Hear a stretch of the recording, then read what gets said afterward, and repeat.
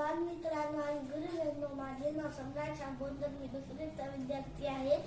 आज डॉक्टर बाबासाहेबांची जयंती म्हणून मी त्यांच्याशी थोडंसं बोलणार आहे. डॉक्टर बाबासाहेब हे खूप गरीब होते. त्यांना लहानपणी अभ्यासाचे महत्त्व काय आले होते, कारण की अभ्यास आता जर आपल्याला गरीब परिस्थिती बदलायची असेल तर अभ्यास करावा लागेल आणि हुशार व्हावं लागेल. डॉक्टर बाबासाहेब 18 तास वाचन आणि लेखन करायचे. त्यांनी मोठे झाले, त्यांना नोकरी लागली, तरी पण त्या नोकरीवरले जे काही कर्मचारी असतील ते त्यांना त्रास देत, एका मटातलं पाणी पण देत नसत, कारण की ते गरीब होते.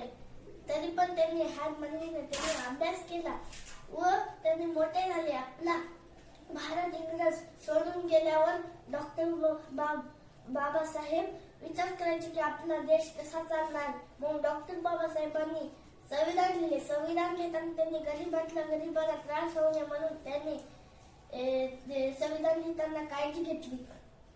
आणि शिक्षण हे वाघिणीचं दूध आहे, दूध पिल्यावर कोण गुणगुणल्याशिवाय राहणार आहे.